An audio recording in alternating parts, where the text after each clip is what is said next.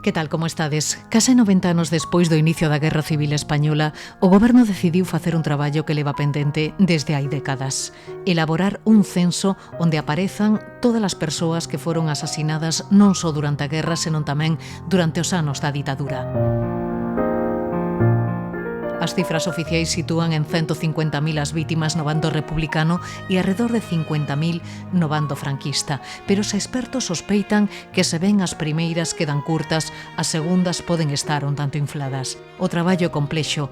A fronte del sitúanse os membros do grupo Istagra da USC que tentarán exportar ao resto do Estado o traballo que levan anos desenvolvendo aquí e que comezou hai case 2 décadas atrás a través do ambicioso proxecto Nomes e Voces que tan importante está sendo para reconstruir unha memoria que durante anos chegou a nós un tanto desdebuxada. A fronte deste equipo sitúanse os profesores Antonio Míguez Macho e Lourenzo Fernández Prieto. Non son mortos dunha guerra civil, son mortos de matanzas civiles. E iso, merece ser coñecido e entendido, e tamén recoñecido. Con Lourenzo Fernández Prieto analizaremos nos próximos minutos os pormenores deste proxecto que pretende poñer nomes e apelidos ás vítimas civís que deixou a Guerra Civil Española e tamén a ditadura posterior. E é que detrás destas cifras atópanse todos eses homes e mulleres paseados, fusilados, encarcerados e tamén aqueles que faleceron nos 300 campos de concentración franquistas distribuídos por toda España e tamén nos campos de exterminio nazis ou nos campos franceses. Ata alí foron parar arredor de 10.000 exiliados españois unha vez rematada a guerra. Deles 200 eran galegos, máis da metade non conseguiron sobrevivir. Os que sobreviven a estos campos franceses, cando son apresados polo exército alemán, van a campos de prisioneros de guerra. E dado que o goberno franquista se desentende, foron entonces levados, mayoritariamente foron a Mauthausen. En Mauthausen estuvieron unha temporada e despois los llevaron a Gusen, que era un campo de concentración de exterminio por trabajos forzosos. Era unha cantera, realmente era unha cantera. E él vivió un año e se murió.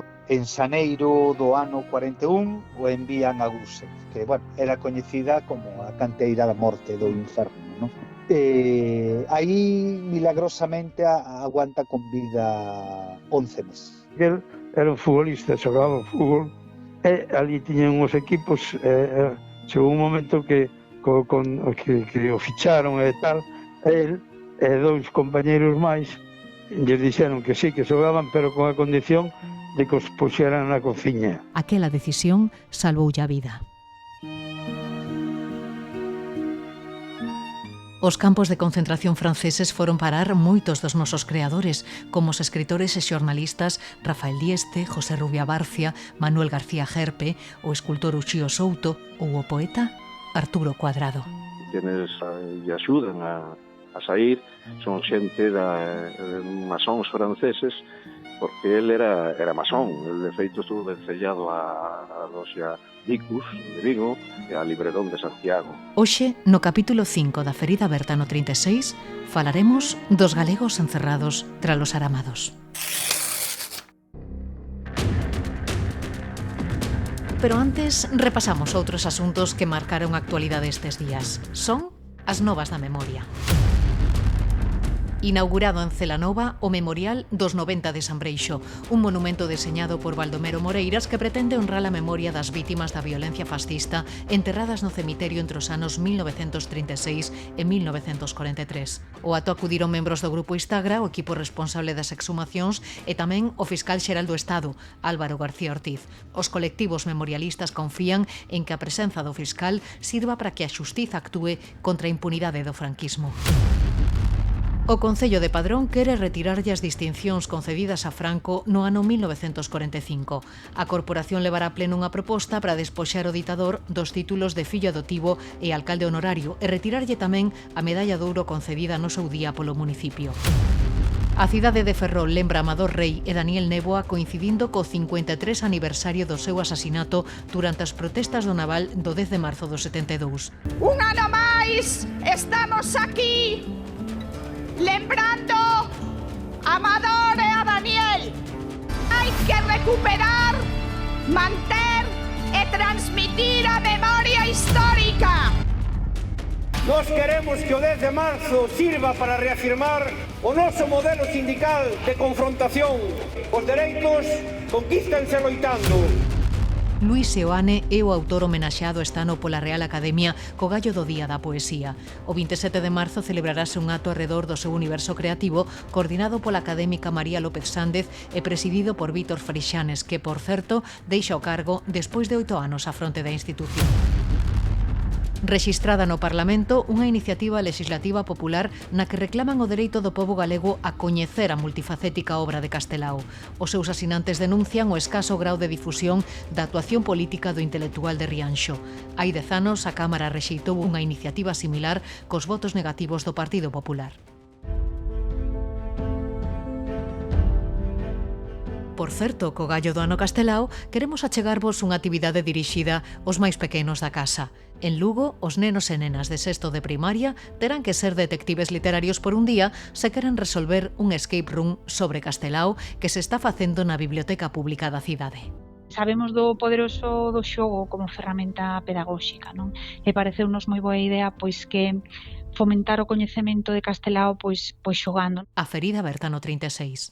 Un podcast de Nuria López.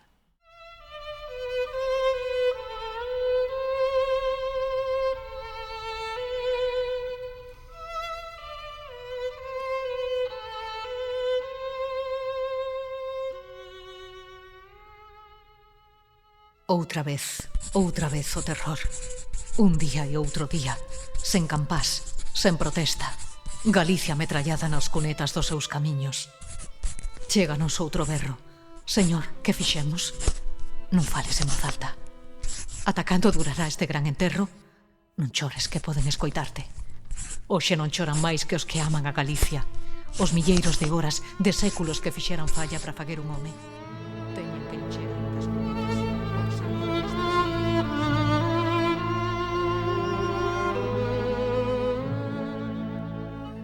En marzo do ano 1937, en plena Guerra Civil Española, o poeta lugués Luis Pimentel deixaba testemuño das atrocidades que os fascistas estaban cometendo en Galicia no poema Cunetas. Uns versos desgarradores publicados orixinalmente en castelán e que foron traducidos ao galego en Bos Aires no ano 1966. Estas cunetas das que fala Pimentel convertéronse nas tumbas ás que foron parar centos de galegos e galegas tralo golpe militar do 36. Todos eles, todas elas, incorporaránse ao censo estatal de vítimas da Guerra Civil e a ditadura que o goberno encargou ao grupo Instagra da USC e que pretende non só poñer nomes e apelidos ás vítimas, senón tamén explicar en que condicións se produciron todos estes asasinatos. A fronte deste equipo están os catedráticos Lourenzo Fernández Prieto e Antonio Míguez Macho.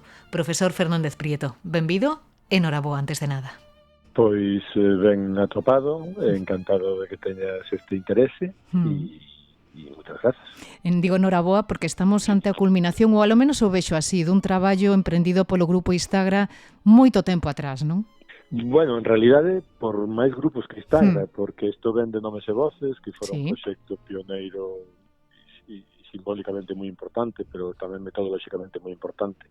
En Galicia de aí 18 anos, e ali estábamos as 3 universidades, estábamos colegas do noso departamento, da Universidade de Vigo, da Universidade da Coruña, xente do mundo asociativo e de investigadores independentes como Dionisio Pereira. E fora un proxecto moi novedoso, moi participativo, moi ben levado, e 18 anos despois, pois parece que nos chaman en virtude de toda esa experiencia que é de Instagra e de moitos máis, non? Tratase un pouco de continuar ese proxecto, non? De facer un rexistro das vítimas da guerra, non? En realidade, trátase de extender ese modelo para o conxunto do Estado e de facelo para todo o período que vai desde o golpe de xullo do 36 ata o final da dictadura. Poñamos donde poñamos o final da dictadura, que seguramente habería que situalo nas eleccións do 77. O período analizado en principio sería a guerra e despois ir prolongando paseniñamente, non? Sí, a ver, é que a experiencia nos dice que o asunto é complexo, que, en fin, que non non se poden atar os cas con longaínza, que hai que ir paso a paso, que esa experiencia que temos de Noves e Voces, e o que facemos é volcala aquí con esa prudencia. Podemos traballar sobre 36-39, chegar hasta o medio do 39, e na última parte destes 2 anos o que vamos a facer é un diseño de como sería continuar unha vez que coñezamos o terreo do 39 ao 42, ¿no? Incluído. Non sei se podemos explicar como se vai artellar. Que idea teñen na cabeza? A ver, o primeiro é que temos que, levamos 12 meses definindo o proxecto, equipo, as necesidades, as colaboracións. Eso xa a idea de que é un pouco complexo, e tamén moi ilusionante, pero moi complexo metodolóxicamente e desde o punto de vista técnico, non? Entón, o que vamos a facer primeiro, xa fixemos previamente unha especie de cartografiado rápido, pero temos que facer un cartografiado de todas as bases de datos que existen neste momento no Estado español para 1936-1939, chegando case a 40. Porque hai unhas que son provinciais, unhas que son de un tipo de mortos, outras que son de outro tipo de mortos, podemos entrar nesa hora si queres, sí. Outras que teñen que ver con campos de concentración, e mortos en campos de concentración en Europa. Se nos introducen preguntas que ainda non temos a pregunta pero non sabemos como resolvela, e logo que todas están en formatos diferentes, temos que validalas. Hai provincias para as que hai moi poucos datos, por outra parte. Entón, o cartografiado nos obriga a nos primeiros meses poñer en claro todo isto, e logo temos que facer compatibles e validar os datos que hai, facer compatibles uns con outros e completar aqueles que non temos, porque hai unhas cantas provincias, creo recordar que eran 12 ou 13, onde os datos disponibles son realmente escasos, fragmentarios ou inexistentes, non? Claro, se o comparamos co conxunto do Estado, en Galicia temos os deberes feitos. Témolos bastante feitos. Nós sempre decimos que todos os que están na base de datos son, pero non todos os que foron están, non? Ainda nos falta información e aparecen datos novos todo o tempo, porque os rastros da matanza tamén foron desaparecendo co tempo e co interés dos que a perpetraron. Eso non podemos esquecelo nunca. Claro. Entón, e logo temos outro reto que é metodolóxico e é de que tipo de mortos estamos falando. Non estamos falando dos mortos na guerra. En combate. Estamos falando, son os que foron en combate. Claro. Non falamos dos mortos na trincheira, nin falamos dos mortos no frente naval, nin falamos dos mortos na frente aérea, porque tamén están estudiados os bombardeos. Nos falamos daqueles que foron asesinados, ¿no? E dentro deso, pois, planteo estes días sempre a mesma paradoxa, para que se entenda. Ninguén ten dúbida de que hai que incluir aquí, e temos o censo feito, está bastante ben elaborado, os datos dos republicanos mortos nos campos de concentración nazis, pero os que morreron nas cadeas e nos campos de concentración da dictadura tamén se inclúen, polo menos no período da Segunda Guerra Mundial ou hasta 1943. Pois sobre isto hai incluso polémicas recentes. Tenemos que dar conta desta pregunta e veremos cal pode ser a resposta, ¿no? Que sexa coherente tamén co resto da resposta. Claro, desde logo teñen por diante un traballo ímprobo. Canta xente vai traballar neste proxecto, Lourenzo? Pois cando fixemos Nomes e Voces, ao final, ao rematar o proxecto, fixemos a conta e en datos, digamos, de investigador persoa mes en diñeiro, traballamos 42 anos, ¿no? Sin vacación. Sí. Foi unha persoa traballando 42 anos. Neste caso, os recursos que temos son para unha persoa que traballe máis ou menos 25. E eso nos leva pois, a un grupo de unhas 5 persoas que van a estar traballando con nós, algún doutor xa experto no asunto, algunha doutora en concreto, e algúns estudantes que están facendo a tese que tamén teñen xa un certo recorrido, porque non se pode improvisar, claro. ¿No? E logo estamos, pois, Antonio Víguez e máis eu, varios colegas máis do grupo, vamos a crear un equipo de asesoramento e de discusión, porque hai que ir perfilando os datos que atopemos e facéndonos, digamos, reaxuste sobre a marcha no que estarán pois outros colegas do Departamento de Historia da Facultade e da Facultade de Ourense e tamén outros colegas do resto do Estado, non? Porque, bueno, non solamente necesitamos facer o traballo, tamén necesitamos responder as preguntas que vamos ir atopando, esa experiencia que temos de nomes e voces. ¿No? Por que é tan importante ter este censo? Pois é importante porque coñecer o pasado é importante. E se non coñecemos o pasado cando é incómodo, cando atinxe a matanzas e a procesos de violencia masiva, non vou repetir esa frase tan manida de que podemos repetilo. Nunca se repite o pasado, nunca da mesma forma. O que ocurre é que o pasado é utilizado. É utilizado como relato político, é utilizado para o debate político, é utilizado para ser manipulado, como está sendo neste momento, como foi sempre. E por iso é importante que o pasado, ademais de ser memoria fragmentaria, ademais de ser memorias en disputa, porque según quen ten memorias diferentes, ten que ser tamén coñecemento, digamos, verosímil, coñecemento plausible, coñecemento que poida ser discutido, e con todo eso, do que se trata, e iso que pide a lei tamén, a lei de memoria democrática, do que se trata de construir unha memoria democrática para a sociedade de hoxe e do futuro, unha memoria democrática respecto daquel pasado, ¿no? Pero que queremos construir e que se debe construir non en base a relatos ficticios, sino en base a relatos a coñecementos contrastados, ¿no? Que construan, efectivamente, nun proceso que además é dialogado. Non todo o mundo ten por que estar de acordo.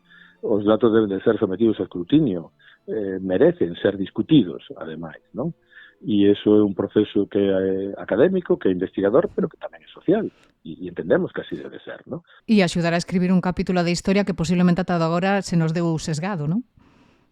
A ver, se non sabemos aínda cantas persoas foron asesinadas e aínda estamos co proceso de recuperar persoas que están enterradas en cunetas, por repetir sempre o mantra que se utiliza nestes casos, quere decir que temos un pasado aberto que hai que pechar, que hai que pechar conocendo, ¿no? O cal non quere decir que deixemos de discutilo ou deixemos de opinar sobre él, pero nós non falamos de opinión, nos falamos da verosimilitude de en que consiste ese pasado. E é complexo. En Nomes e Voces solamente había víctimas da violencia golpista. Se falamos de todo o Estado, tamén hai víctimas da violencia na zona republicana. Hai diferencias entre unhas e outras, e a diferencia está en que nun caso pois hai unha vontade de exterminio e de matanza como parte do golpe de Estado, e no outro caso hai unha república na que o Estado simplemente saltou polos aires como consecuencia do golpe. E na medida en que a república recupera o seu poder, esa violencia indiscriminada, arbitraria ou parcial, en canto a partidaria, se vai reducindo. Bueno, son mortos con diferente carácter. Cantos son? En todo caso non son mortos dunha guerra civil, son mortos de matanzas civiles. E iso, bueno, merece ser coñecido e entendido, e tamén recoñecido. Despois da guerra, a matanza sigue, como unha política da dictadura, polo menos hasta 1943, que é o momento no que as cadeas empezan a liderar. Pero continúa todavía o enfrontamento e continúa a matanza e o combate, por exemplo, dos fuxidos e dos guerrilleiros. E a dictadura, como sabemos, antes de morrer o dictador, hai dos fusilamentos no 74 e 5 no 75. E máis persoas que morreron. Oxe, desde de marzo, os mortos de Ferrol do 72, outros en Granada, o 5 de marzo do 76, 5 persoas en Vitoria. E todo ese proceso de matanza, bueno, está aberto desde o 36 e remata coa dictadura. Logo hai outro, efectivamente, e hai un ciclo diferente, que ten enlace nese. Pero non o que vamos a estudiar é precisamente, e que ten, ademais, a súa propia investigación, no caso dos colegas do País Vasco, etc. ¿no? Pero non o que vamos a estudiar neste momento é este outro, que tamén require unha memoria e que tamén require unha contrastación e verificación. Desde logo. Recentemente, a fiscal delegada de materia de dereitos humanos abriu dilixencias a raíz precisamente dunhas investigacións realizadas por Instagram na fosa de Vilacova. Non sei que supón este paso, Lourenzo. Que agardan desta investigación? Bueno, supón algo fundamental, e é que o Estado tome conta, o Estado de Dereito, tome conta do que fixo o Estado de non dereito. E isto está ocurrindo. Non ocurriu hasta agora. O cal xa nos dá idea de como nos desembarazamos no pasado, ¿no? Ou como a dictadura foi capaz de embarullar o pasado hasta confundilo. Si algo nos extrañaba na época de Nomes e Voces é que había unha transposición moral dos acontecementos, ¿no? As víctimas se convertían en culpables, os culpables desaparecían, non se sabía quen eran, que actúe a Fiscalía, e é consecuencia da Lei de Memoria Democrática, significa algo moi simple, que en calquera Estado de Dereito do mundo, cando aparece alguén morto, ten que actuar a xustiza. Sabémoslo incluso polas series de televisión, ¿no? Sempre poño o mismo exemplo, aquela Sin Rastro, que aparecían cadáveres dos anos 20 e actuaba, por suposto, non solamente a xusticia, non solamente a Fiscalía, sino tamén a policía. Aquí, cando aparece un cadáver antigo con un furado na cabeza, é da guerra. Ainda que isto ocurra no Porto do Son, onde non houve guerra. Claro. Ou en Vilalba, onde non houve guerra, ¿no? Entón, creo que se entende ben o que quero decir. Sí, decir, o que fai a actuación da Fiscalía é convertir, non vai aportar gran cousa que non aportáramos nós. O que vai a tomar conta e as diligencias sobre o que a exhumación está recollendo e recoñecendo. E significa que o Estado se fai cargo das consecuencias daquela acción, que non ten resultados penais, porque xa morreron todos. Sí. Pero ten resultados legais. E posiblemente poderase constatar si efectivamente, como eso parece, se violaron os dereitos humanos durante a Guerra Civil en España, non? Home, o proceso comenzou cunha matanza que o que fai é violar os dereitos humanos antes de que estén incluso definidos pola ONU. Que isto é algo que tamén é significativo. No xuicio de Nuremberg e na Declaración dos Dereitos Humanos da ONU, estaba referíndome á francesa, que é moi anterior, pero que ten un carácter distinto, se busca unha solución para o que aconteceu en Europa, e non só en Europa, desde o xenocidio armenio, ¿no? Matanzas de poboación, movimentos, a masacre e a aniquilación da Shoah e non só do povo xudeu, sino de moitos máis sectores e persoas no caso da Alemania nazi. E o que ocurre é que a España da dictadura é inmune a todo isto. E non só eso, sino que a dictadura foi capaz de confundir esa memoria.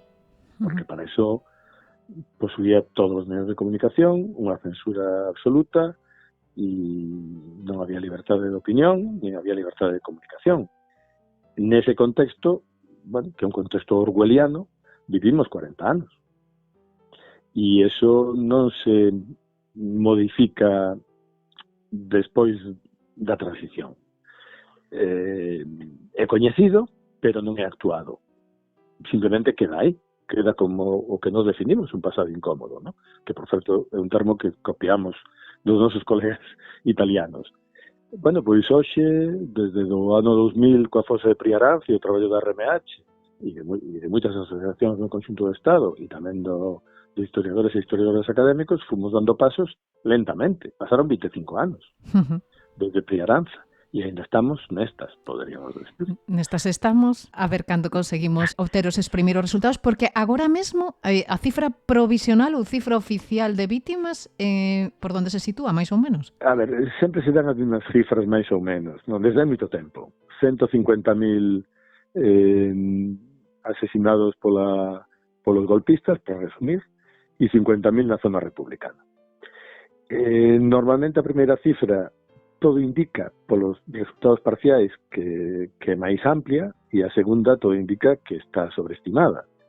Pero justamente de eso se trata, de poder, despois de tanto tempo, si somos capaces de reconstruir o Producto Interior Bruto da economía española desde o século XIX, como non vamos a ser capaces de buscar un punto razonable para entender e para definir cal é a cifra. Claro, e desa cifra global, cantos serían en Galicia, máis ou menos?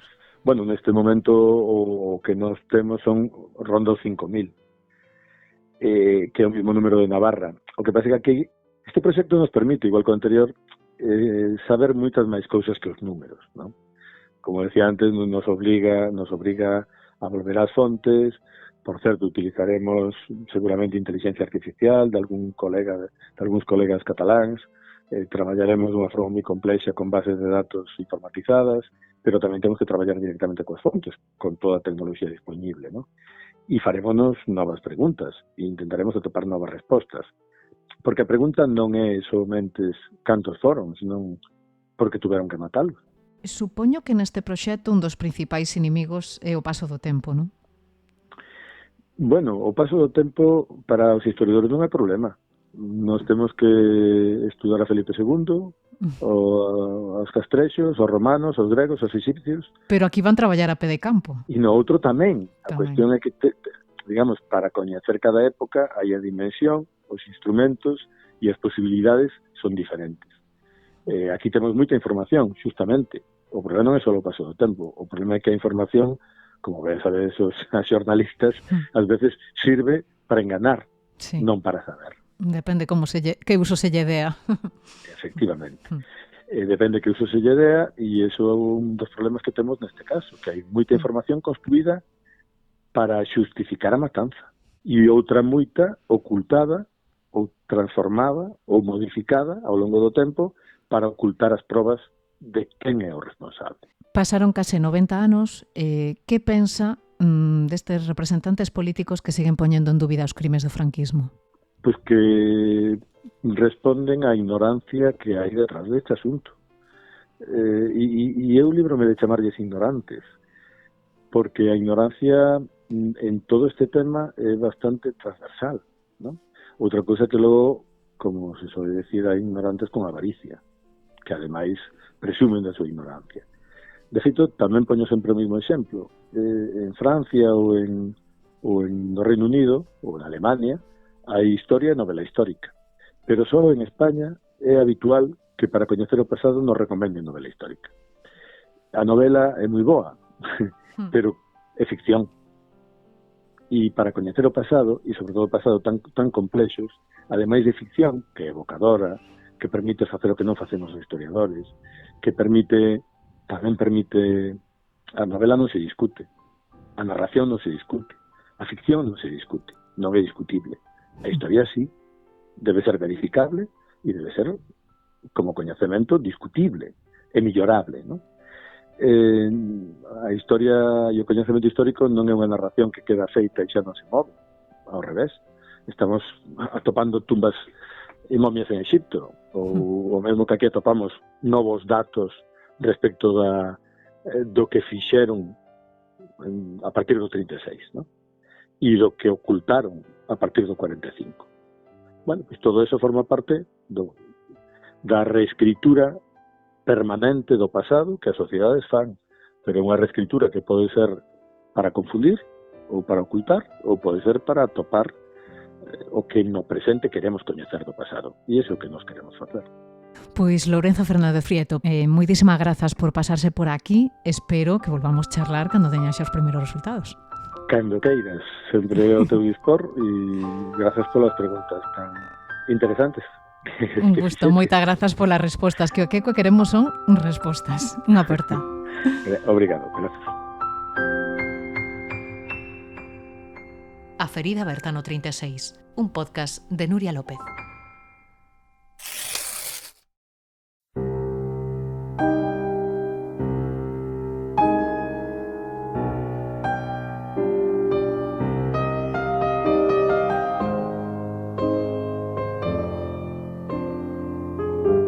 Non podo disipar esa visión do panorama dantesco dos campos de concentración. É un pesadelo que levarei en riba como algo imborrable. Presenciei e vivín meses de traxedia, días de dor, escenas de espanto. No no ano 1941, o abogado e xornalista Manuel García Gerpe publicaba na Argentina unha crónica autobiográfica na que relata as penosas condicións nas que valviviron os españois destinados a estes campos. As horas da alba eran temidas como un monstro espantoso. Horrorizaba ver sucumbir a tantos compañeiros de infortunio. Homes fortes e robustos rendéndolle culto á morte da maneira máis estúpida e inxusta. E era, precisamente, nas horas do amencer, cando a morte aparecía como un negro espectro. Calcúlase que arredor de 4.000 españois morreron en campos de concentración en Francia e Alemaña durante a Segunda Guerra Mundial. Deles, arredor dun 100 eran galegos. Cruzaban a fronteira agardando unha vida mellor tras perder a guerra e atoparon ao outro lado a miseria, a enfermidade, a fame, a morte e tamén a incomprensión dun pobo que non facía máis que illalos e miralos de esguello. Chegaron a estes lugares fuxindo da guerra e atoparon a morte tras os aramados. Traspuxen os aramados. Non me faltou para iso o apoio desinteresado dun bello soldado francés. Desde fora mirei cara a gaiola metálica. Persigneime. Non puiden comprender, nin hoxe o comprendo a pesar do tempo transcorrido, por que nos ten así, daquela forma como prisioneiros a Francia libre. Aínda que físicamente liberado, non me considero libre. Continúo prisioneiro deste pesadelo. Penso neles, nos que quedan ali na inhóspita Francia. Horrorízame saber que máis de 150.000 refuxiados españois que levan 2 anos pasados de cativerio entre aramados continúan hoxe presos desta dor, aboiando en toda clase de enfermidades, loitando coa morte, tan desafiuzados, tan afastados e esquecidos do mundo, como nos primeiros días do noso martirio, cando aínda non se... Detrás de cada unha destas cifras agóchase unha historia, como a de Víctor, como a de Martín, como a de Adolfo. Os 3 eran da Coruña e os 3 acabaron en Mauthausen. Deles, só Adolfo conseguiu sobrevivir. Martín Ferreiro Álvarez tivo unha vida relativamente corta, pero moi intensa. Era fillo de canteiro, dun mestre canteiro de Quireza, do concello de Cervedo. El chegou aquí a Coruña aproximadamente con 20 e tantos anos para traballar como mestre de obras e despois como promotor de obra civil. Coñeceu a súa dona, a miña avoa Palmira Ramil Medín, casaron e tiveron 5 fillos. Quen fala é José Luis Alamán, o neto do concelleiro do Partido Republicano Radical Socialista da Coruña, Martín Ferreiro Álvarez. Martín desembarcou na política coa chegada da Segunda República e 1001 proxectos por facer. Eu penso que estaba moi agradecido a Coruña e quería devolverlle a Coruña todo o que lle había dado. Foi socio do Casino Republicano e se presentou ás primeiras eleccións no Partido Radical Socialista, con resultados espectaculares. Foron elexidos 34 concelleiros republicanos e 5 monárquicos. Unha das súas cartas que le escribe a súa irmá, a seu cuñado, relata un pouco aquela escena na que saen do Casino Republicano ás 4:30 da tarde, camiño ao concello, entre vivas a República.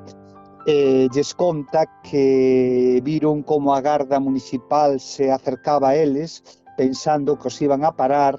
Era todo o contrario, iban a acompañalos ata o concello para que tomaran posesión dos seus cargos. Naqueles momentos puderon levar a cabo iniciativas polas que habían soñado durante moitos anos, como a construción de moitas escolas. Pensaban que a semente da liberdade non daba froitos nas terras de ignorancia, non?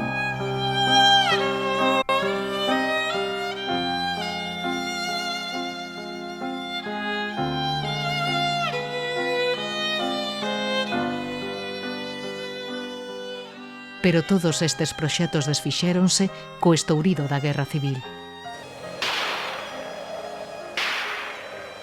Tras o fusilamento no campo da Rata do alcalde republicano da Coruña Alfredo Suárez Ferrín, Martín decide fuxir disfrazándose de falanxista. É o irmán Antonio que o disfraza con unha camisa azul para fuxir. Di que foi a única vez que lle viron a Martín caerlle as vaguas, non? Cando lle estaban poñendo aquela camisa azul para fuxir. Parece ser que nos primeiros intres agóchase na ponte do Pasaxe, naquela zoa, e despois se agocha en Quireza, na súa casa natal. E dende ali, a min chegarme fai pouco algúns poemas que escribiu que, sería incapaz de relatar.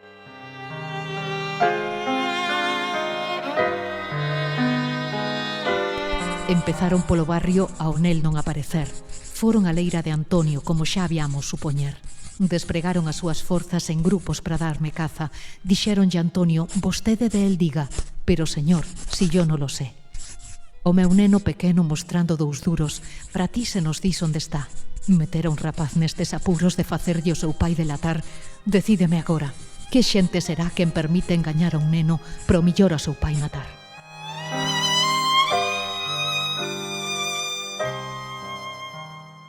Cando consegue burlar os fascistas, marcha primeiro a Portugal e de aí a Francia. En Francia estaba a salvo. El tiña un irmán que estaba no Brasil. Entón, podería ter fuxido, buscar o xeito de marchar para América, intentar despois levar a familia, olvidarse de todo e poñerse a salvo. Pero, en vez deso, os seus principios lle obrigan a voltar a Levante de Cataluña e seguir defendendo a República. Está en Valencia, Madrid e Barcelona ao final, non? Rematou a guerra e despois cruza con outros medio millón de españois, non? A Francia. En Francia está en un campo de refugiados e despois preséntase voluntario, como, fixeron moitos, a construción, ao reforzo da liña Maginot, non?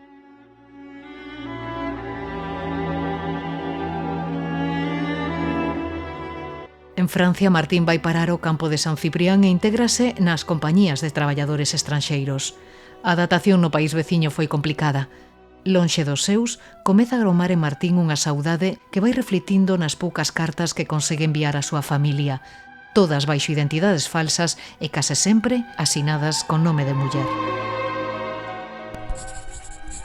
29 de marzo de 1940. Mi buena y querida amiga. Nada más grato siento que escribiéndote. Es el recuerdo de los años pasados que, en defecto de vivirlos, bullen en la mente, relacionando cosas tanto óptimas como pésimas. Sueño, y los sueños elevan el espíritu, fortaleciendo mi alma dolorida y atormentada.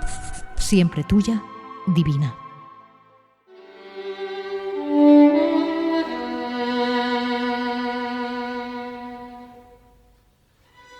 Apenas 4 meses despois desta carta, Martín Ferreiro é capturado e enviado a un campo de prisioneiros situado preto de Estrasburgo.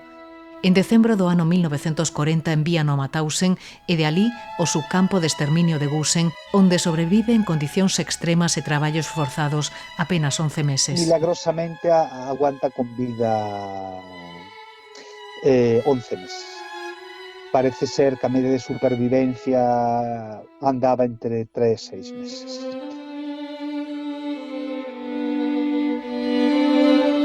A Blanca e Olga, que era a miña nai, a máis cativa, lles di que cando vaya a París lles levará unhos cromos, non? Lles comprará unhos cromos e que lles levará e tal. Bueno, el nunca pudo voltar a París.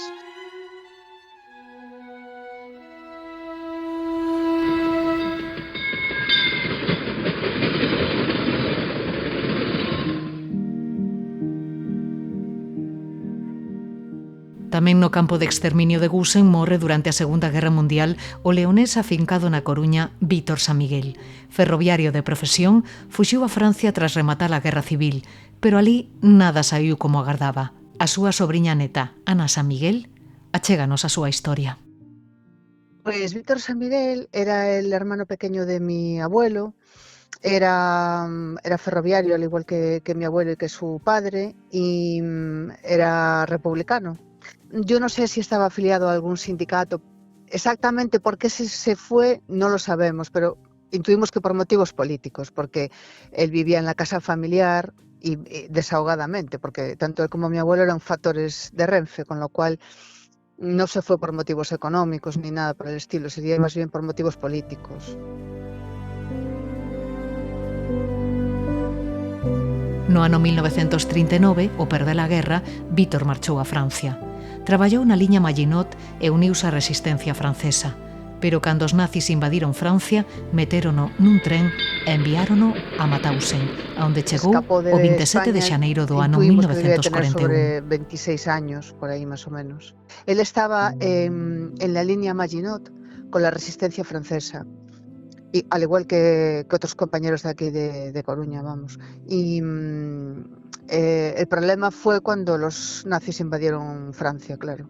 O sea, escaparon de España buscando un poco más de tranquilidad y fue peor, ¿no? Porque los nazis cuando invadieron Francia, a toda esta gente que vivía en campos de refugiados se los llevaron para Alemania. Durante os 11 meses nos que Vítor estivo recluído no campo de exterminio de Mauthausen, a súa familia non soubo nada del. En Mauthausen estuvieron una temporada y después los llevaron a Gusen, que era un campo de concentración, de exterminio por trabajos forzosos. Era una cantera, realmente era una cantera. Y bueno, con condiciones infrahumanas, claro, con hambre, con frío, con enfermedades. Y él vivió un año y se murió. No ano 1942 chega ao domicilio familiar unha carta asinada polo goberno francés informándolles do falecemento de Vítor a primeiros de xaneiro. Tardaron anos en atar cabos e averiguar que foi daquel mozo que marchou da Coruña con 26 anos fuxindo dunha guerra e se viu atrapada noutra da que non foi quen de sobrevivir.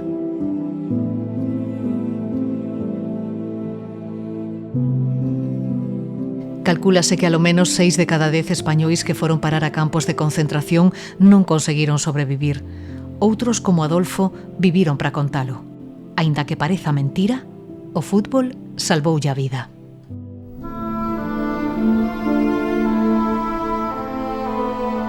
Eu era sindicalista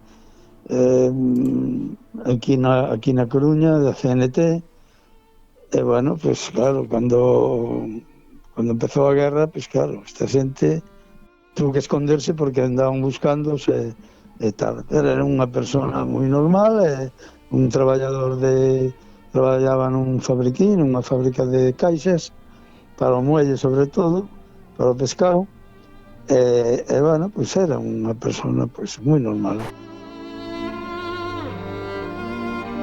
Ángel Vázquez lembra con admiración o seu tío Adolfo. Sindicalista da CNT, estivo agochado tras a sublevación buscando a forma de sair do país. Tentouno ata en 3 ocasións e emprendeu o camiño cara a Francia.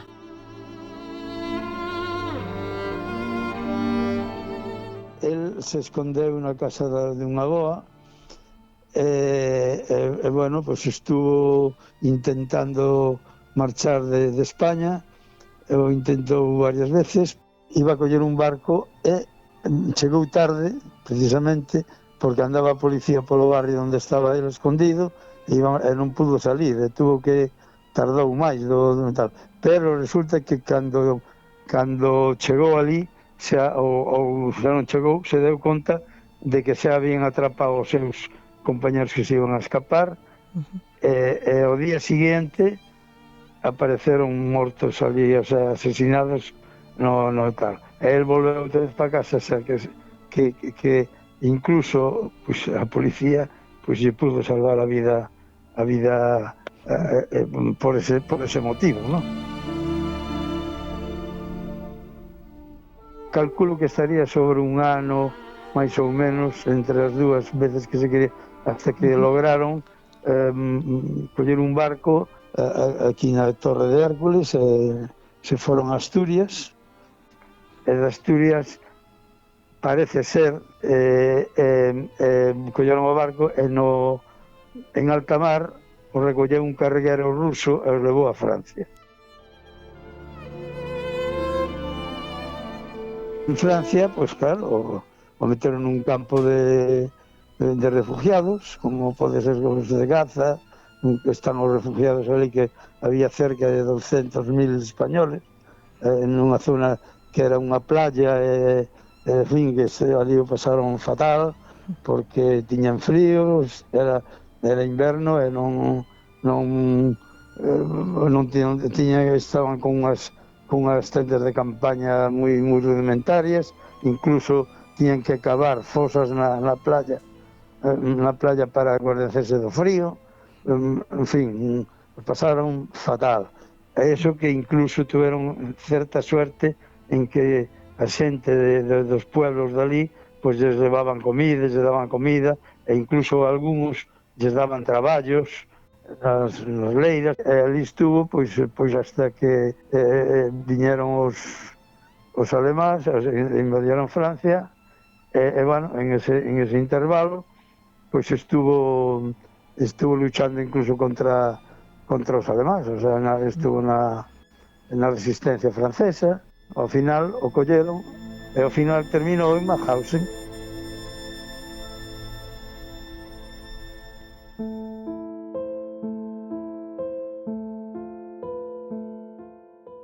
Mauthausen era unha ratoeira. Os nazis obrigaban os presos a traballar na canteira de sol a sol. Apenas comían, todos acababan enfermando e sometíanos a todo tipo de castigos e vexacións. Os que non soportaban aquelas condicións eran enviados a Gusen, onde os gaseaban. Os presos de noite, no inverno, sacaban ás 3 da mañá, ás 5 da mañá desnudos, ali botaban horas, e os que, cando abriu o día, ou que sei que tal, pois resulta que os que estaban mortos, claro, se iban pa eso, pero morrían de maneiras que é increíble, que non unha persona humana non pode, non lle entra na cabeza que pode pasar eso.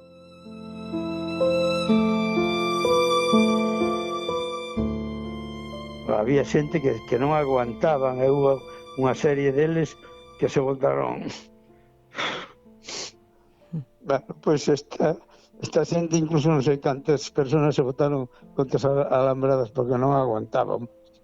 Adolfo conseguiu salvarse grazas á súa destreza co balón. Pediu que o sacaran da canteira e o trasladaran ás cociñas coa excusa de estar forte e saudable para poder xogar ben o fútbol, un espectáculo do que gozaban os nazis. Aquela decisión salvoulle a vida. El era un futbolista, xogaba o fútbol, e ali tiñan os equipos, chegou un momento que o ficharon e tal, el e dous compañeiros máis lles dixeron que sí, que xogaban, pero con a condición de que os puxeran na cociña. Entonces na cociña, pois, como se pode imaginar pois polo menos comerían, non? Porque os compañeros del que axudou a moitos pasaban fatal, porque levaban as canteiras e non lles daban de comer prácticamente, lles daban unha sopa, en fin, morrían os que cando non podían, non valían para traballar nas canteiras, pois xa os levaban para Gusen, que ali é onde tiñan os crematorios, é onde facían experimentos, é onde facían cousas con eles, e así iban pasando, iban morrendo, e vendo morrer a xente que en fin, ali estuvo el hasta o ano 45, me parece que foi cando viñeron os americanos, e tal.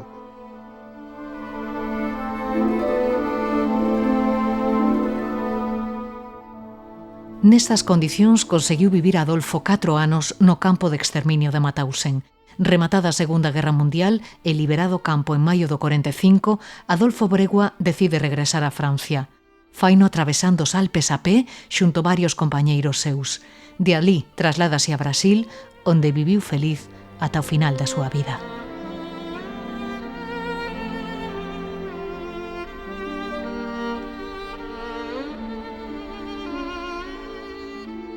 A Asociación para a Recuperación da Memoria Histórica leva tempo recuperando as vidas de todas estas vítimas olvidadas. Carme García Rodeja é a portavoz.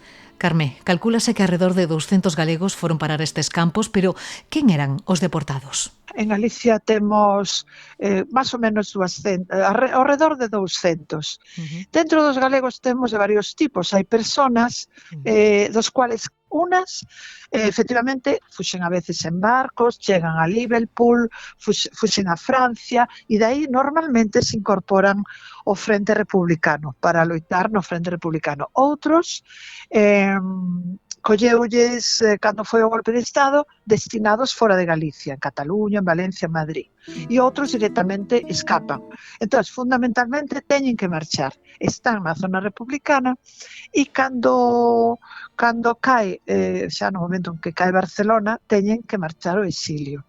Unha vez no exilio, mayoritariamente están todos nos campos franceses, chamados campos de concentración, pero vamos a chamarlles campos franceses. Os que sobreviven a estos campos franceses incorpóranse á Segunda Guerra Mundial. Uns nos batallones de traballadores estranxeiros e outros no frente de batalla. Recordo a Fernández Louro, que parece que mandou unha carta dicindo que había máis avións no ceo que gaivotas na playa de Ézaro nun día de temporal, ¿no? Cando estaba falando dunha das grandes batallas do Atlántico. Por lo tanto, participaron nas batallas, participaron nas fortificacións, reconstruíron cidades, reconstruíron camiños, estuveron en minas, etc.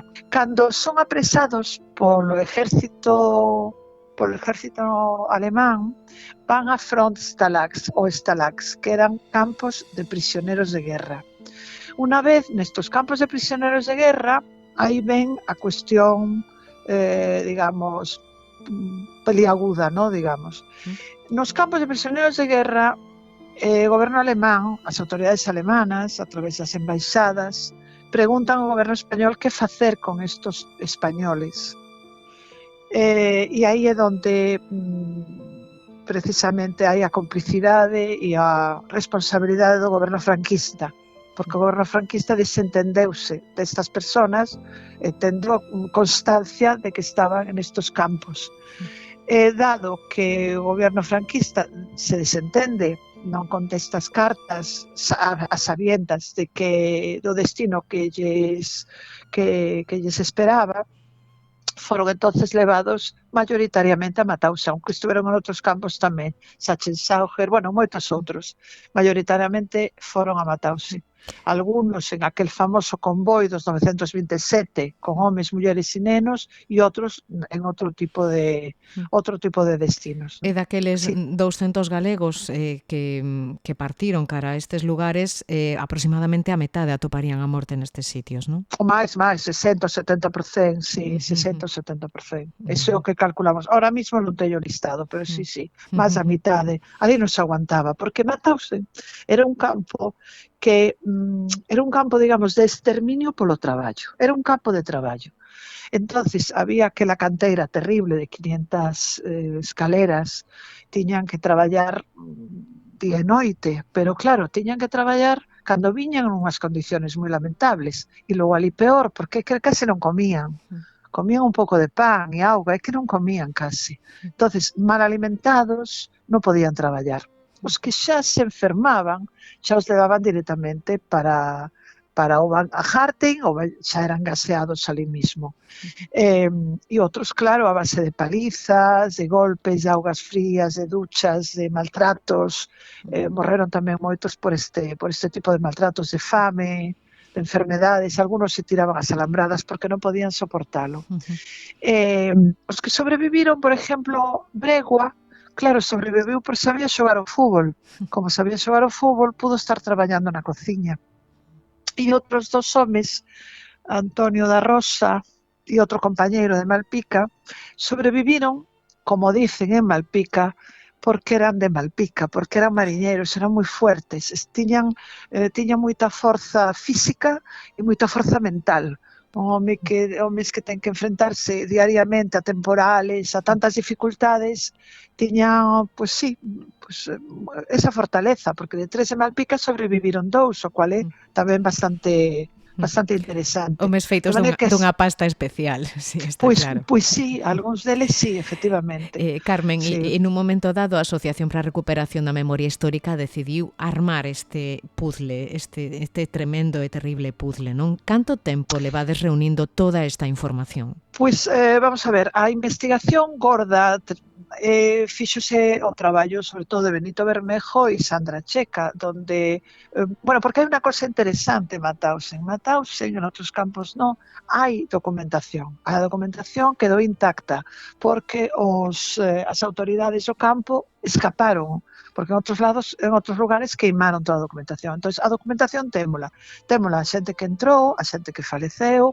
a que se dedicaba, etc. Entón, esta documentación é moi interesante, pero logo había que limpiar, tiñamos que facer fundamentalmente tres cousas. Una, seguir o proceso hasta chegar a Mauthausen, que pasou con esta persona, que pasou durante a Guerra Civil, que pasou nos campos en Francia, que pasou durante a Guerra Mundial. Tínhamos que seguir esa trayectoria vital. Eso en primer lugar. E en segundo lugar, tiñamos que identificar a estas personas, porque claro, hai un problema gordo, e é que, por exemplo, José Fernández López, lugar de nacimiento, o lugar onde vivía, Castelo, provincia da Coruña.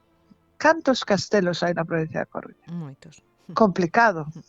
A segunda parte do traballo era buscar os familiares, porque para nós é fundamental, non? Contactar con eles, comunicarlles o que pasou, porque moitos non o sabían, francamente. E como reaccionan as familias cando lle dades esta información?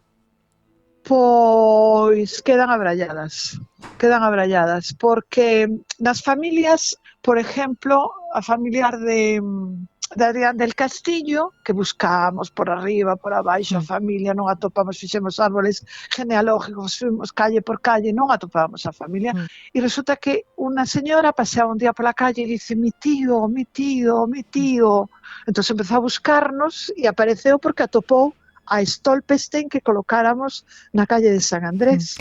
Está por toda a cidade da Coruña colocados eses pequenos cubos de pedra, non? En memoria de todas estas persoas. Eu non sei se esta iniciativa, Carmen, que se está aplicando en Galicia, na Coruña, e que se estendeu xa noutros 25 países, e tamén se vai estender por outros puntos de Galicia, onde tamén hai víctimas da represión. Sí, ahora estamos preparando en Lugo. Estamos preparando en Lugo, na provincia de Lugo.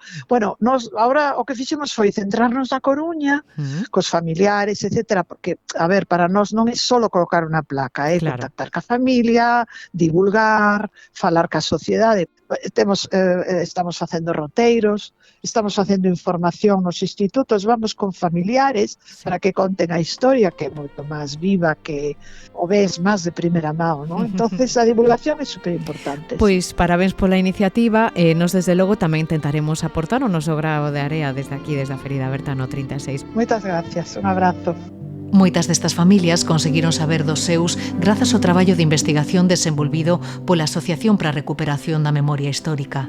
Dende esta organización, desde hai uns meses, veñen colocando uns pequenos adoquíns de pedra, os chamados Stolpersteins, fronte ás casas daqueles coruñeses que foron encerrados nos campos de concentración.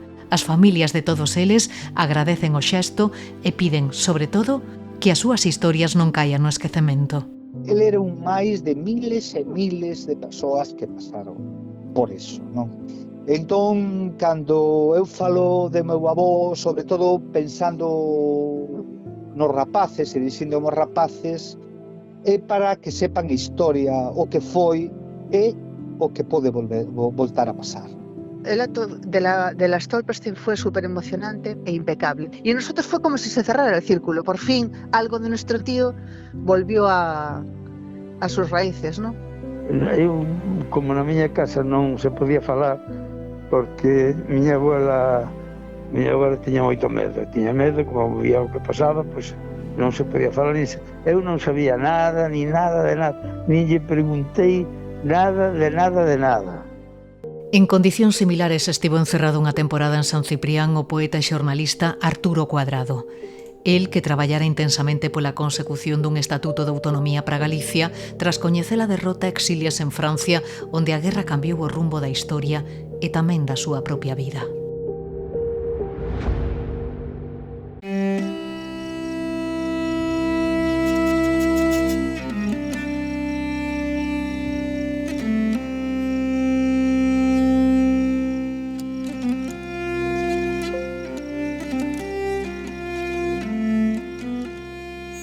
Arturo Cuadrado, pois podemos decir que era un adiantado que hoxe se chama animación sociocultural, non? Porque era un editor, era poeta, era un home que estaba moi preocupado, moi sensibilizado co todo acontecer social e político na Galiza na que ele estaba vivindo. El era un home que, tiña unha voz poderosa, non? O sea, e logo tiña, sabes estas persoas que parece que teñen un aura, non? Un aura así alrededor deles, como unha luz, unha luminiscencia. E así era Arturo. Con estas palabras describe Arturo Cuadrado o seu biógrafo Antonio Chaves Cuíñas. Fillo de nai galega e pai vallesoletano, o poeta nace no ano 1904 na localidade alacantina de Denia.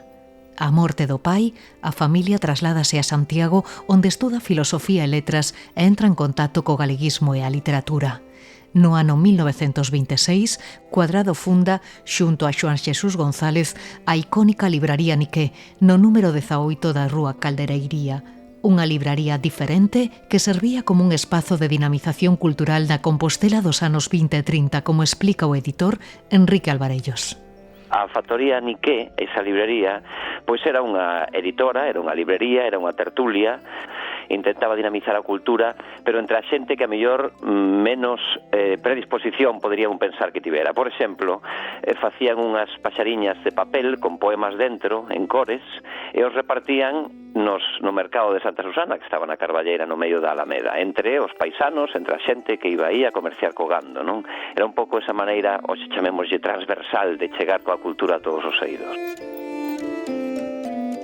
Era un negocio moi singular, efectivamente os propios clientes pagaban os libros unha vez que os lían, e en función de se lles gustaran ou non. Ese era un sistema totalmente comunal ou cooperativo de repartirse as excelencias da cultura entre o que a comercializa e o que a recibe. Pero Niqué era moito máis que unha librería. Funcionaba tamén como editorial.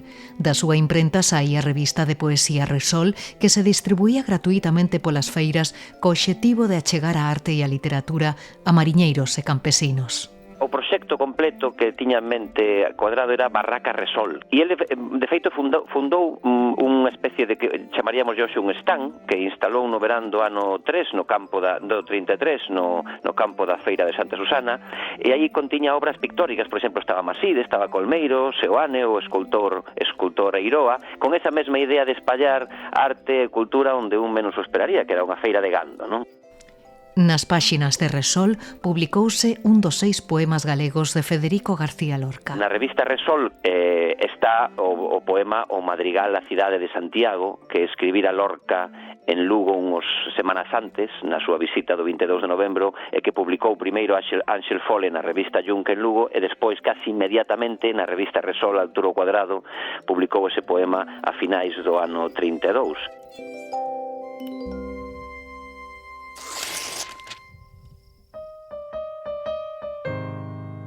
Arturo Cuadrado era editor, pero tamén xornalista comprometido. Traballaba como correspondente pro diario madrileño El Sol, pero tamén publicaba artigos na revista luguesa Yunque ou no xornal vigués El Pueblo Gallego. Firme opositor da ditadura de Primo de Rivera, Cuadrado foi arrestado e mesmo encarcerado nos anos anteriores á Guerra Civil. En xullo do 36 escólleno para presentar o proxecto do Estatuto de Autonomía de Galicia ante as Cortes Republicanas. Cuando de mis manos entregué al presidente del Parlamento español, Diego Martínez del Barrio, el corazón de Galicia, había lágrimas. Me acuerdo de Castelao, en su discurso de entrega. Aquella voz cálida, apasionada, había fuego en ella. España aceptaba la independencia de Galicia. Pero estoura a guerra civil. O ministro de Gobernación ordena regresar a Galicia os 60 homes que formaban parte da comitiva estatutaria. Castelao recoméndalle a Cuadrado que permaneza en Madrid ata que a situación se estabilice. Aquel consello salvaríalle a vida. 58 dos 60 homes que acompañaban os deputados na comitiva foron asasinados nada máis chegar a Galicia. Eran asesinados de 3 en 3. Los detenidos, ellos no habían hecho nada malo, fríos y animados no dormían. Muchas noches jugaban al acertijo de saber quiénes formarían el turno primero. Y se juntaban los 3 presentidos que ensayaban actitudes y voces para el momento solemne. Así eran de hombres. Pero los señoritos, voluntarios del crimen, se presentaban en la cárcel cargados de armas distintas y con el rostro cubierto por negro antifaz. En Compostela, os golpistas inician unha campaña de persecución contra os promotores do estatuto. Saquean a súa casa, queiman a libraría Niqué e asasinan o seu socio e amigo Xoán Xesús González. Para Arturo foi un golpe inmenso, non? E foi unha das primeiras cousas cando eu lembro cando voltou a Galicia, falaba moito dele. O sea, para Arturo era como un irmán. Foron anos difíciles. O seu mundo desmoronábase como confesaría décadas despois o documentalista Xan Leira. Todo se perdió. Aquel sueño, aquella derrota, aquellos miles de muertos sirvieron a nosotros para darnos una conducta. A finais do ano 36, Arturo Cuadrado trasládase a Valencia seguindo os pasos do Goberno da República. Incorpórase ao gabinete de prensa do Ministerio de Gobernación. Alí edita o seu primeiro libro de poemas, o caderno Aviones. El 18 de julio. En la noche, desde muy cerca del cielo, el capitán piloto señala la orden de bombardeo. Un pueblecito tranquilo, una nube. Allí está el objetivo. Atención, descargad. Un arco de fuego desciende silbando. La casa se derrumba, se destrozan los árboles, y los hombres, y los niños, y una mujer, y una flor. Ruidos profundos, gritos profundos, un profundo dolor. É dolor. unha obra é moi curiosa, tanto que é a edición en sí, que precisamente na portada leva un dibuixo de Gaia, que é unha nai levando un neno nos brazos e correndo, non, para salvarse do bombardeo, e logo os poemas son poemas de versos longos, non, e é unha poesía de compromiso.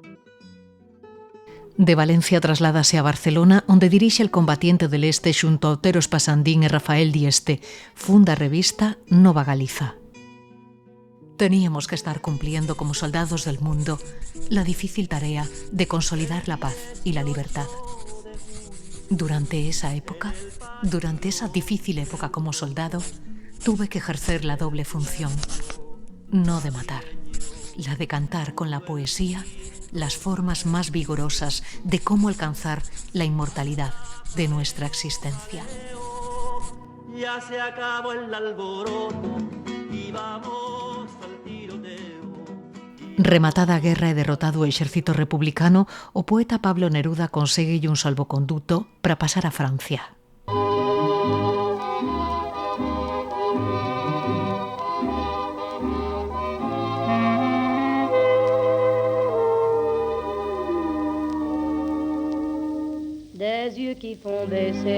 Cuadrado entra no país galo e vai parar ao campo de concentración de San Ciprián, onde coincide con Lorenzo Varela e Rafael Dieste. Chega a Francia vai parar a un campo de concentración, donde curiosamente quienes lle axudan a sair son xente masóns franceses, porque él era masón. El de feito estuvo vencellado a Dosia Vicus de Vigo e a Libredón de Santiago.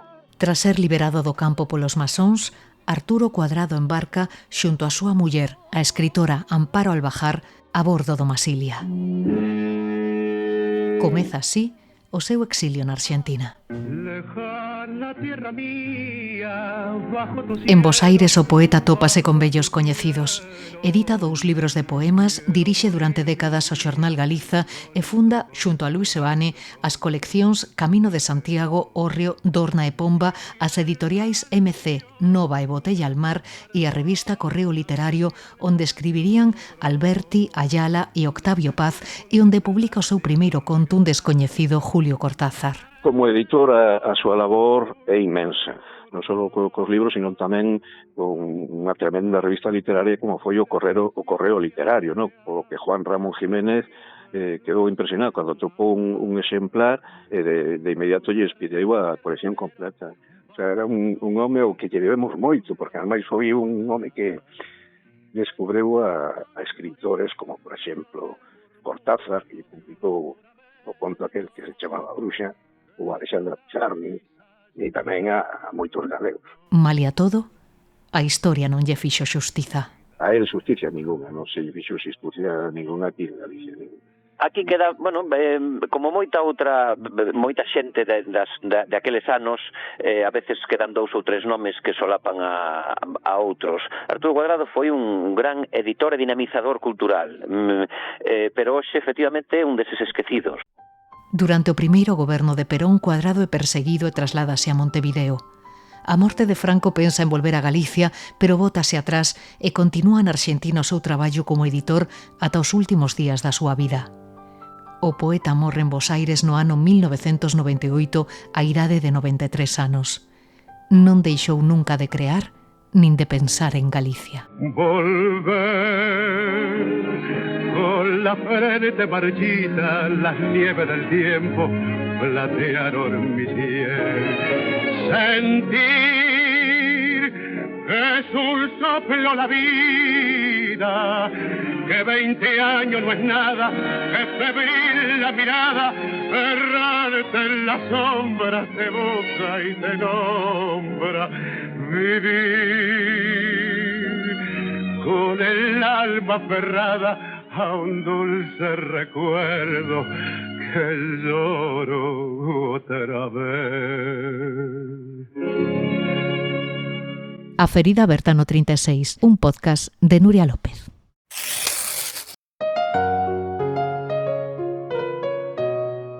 E rematamos xa coas actividades programadas en Galicia co gallo do ano Castelao. Desta volta traemos unha iniciativa dirixida aos máis cativos da casa.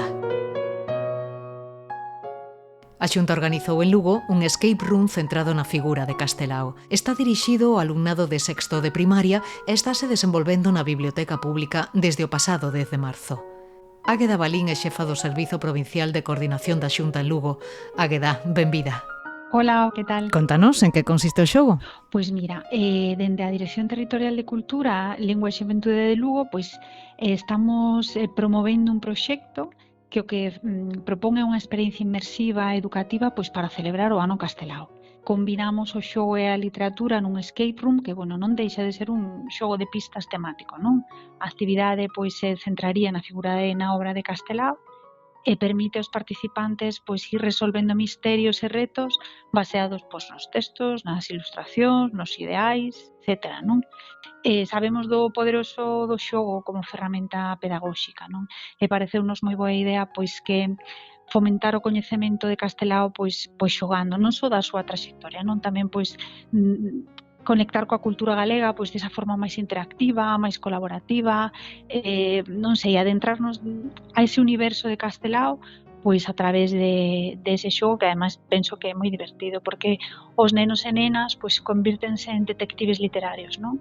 Adéntranse na biblioteca que é o espacio ideal para esa investigación e ali pois trátase de resolver pois enigmas que se basean na obra e na vida de Castelao co obxectivo fundamental de desbloquear, digamos, unha mensaxe oculta que deixou Castelao, non?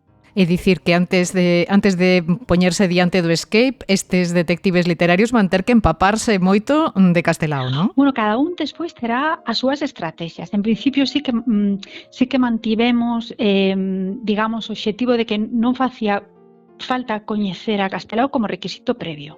Pero sí que é certo, a ver, digamos, trátanse de de líneas de contidos pois adaptadas ao sexto de primaria, non? Neste caso, pois habería unhas probas en relación pois a infancia de Castelao, a etapa adulta, a xuventude, a obra artística e literaria.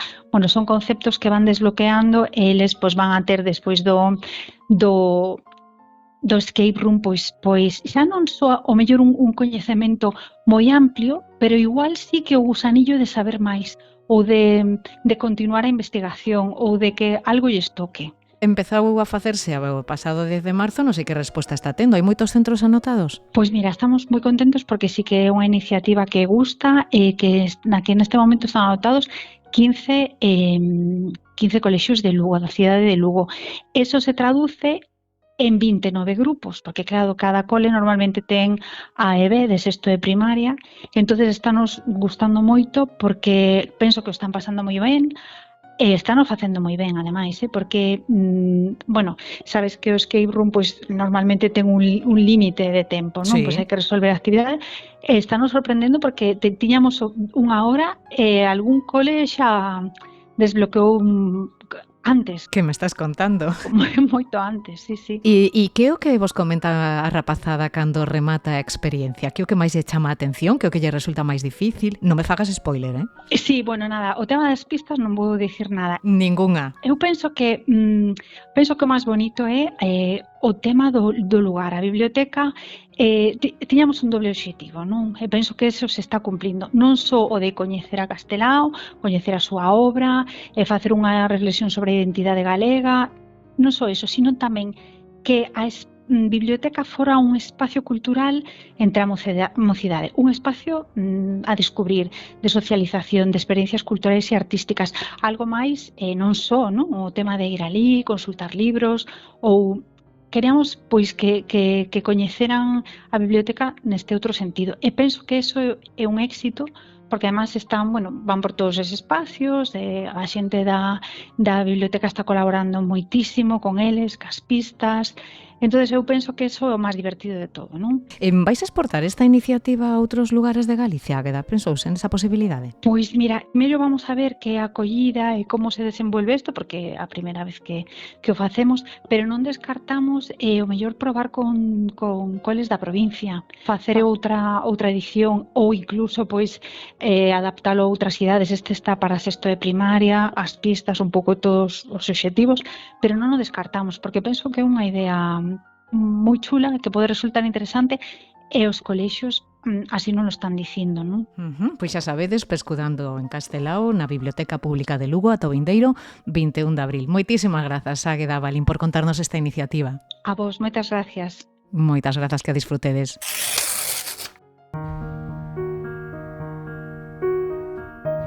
Pois é todo. Moitísimas grazas a todos e todas por aceptar o convite e axudarme a construir estas historias maravillosas. No vindeiro capítulo seguiremos o rastro dos guerrilleiros e dos fuxidos. No era una guerrilla militar, era una guerrilla popular, en donde la mayor parte, como yo, toda mi juventud, la pasé en apoyo a los grupos armados, ¿sabes? Así fue la guerrilla de León, Galicia. Estábamos viviendo en las casas, de miles de casas al servicio de la guerrilla, y muchos después fueron descubiertos, como yo, por la policía, se incorporan. O 20 de abril do ano 49 foron dúas vivendas onde foron asesinados 3 guerrilleiros, únicamente un conseguiu escapar, Fermín Lada Segura, nunha fuxida de película, malferido, digamos, na queixada, pois foi disparando o seu fusil ametrallador ata que conseguiu marchar cara a Cereixa, onde foi acullado por un cura, don Plácido. Bueno, pois nesas excavacións pudemos reconstruir mesmo o regueiro de casquillos que foi deixando Fermín Lada Segura, non? Houve unha batalla ali, moi gorda, pero para min máis que nada foi unha masacre, para poñerlle quizás medo a outros guerrilleros e a xente que os apoiaba. E ao final a abuela e o fillo maior foron condenados a 9 anos de cárcel por axuda a malhechores. E despois a mamá e outra irmá estiveron na cárcel de Lugo, foron condenadas a 3 anos, e nada máis cumplir un ano. Eu non tiña constancia de que houbera casos semellantes ao del, non? Como é posible que unha persoa perseguida, unha persoa polo que ademais se ofrecía unha recompensa monetaria moi importante para a época, se non recordo mal, creo que se falaba incluso de 50.000 pesetas da época pola súa cabeza. Como é posible que un home nesta situación poda fuxir, poda permanecer en Galicia durante tanto tempo, porque claro, logo efectivamente trasladas a Portugal, pero que permaneceu en Galicia durante moitos meses. Foi unha experiencia verdadeiramente sorprendente.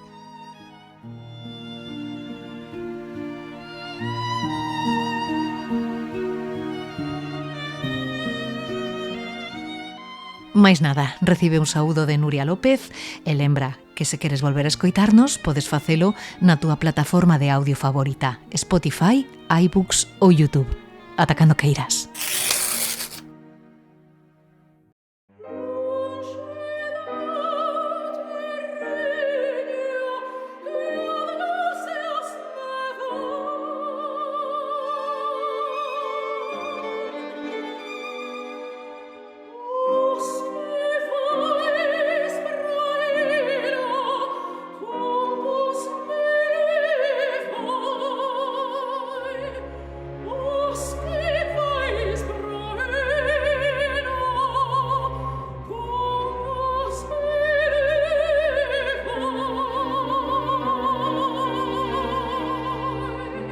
A ferida aberta no 36.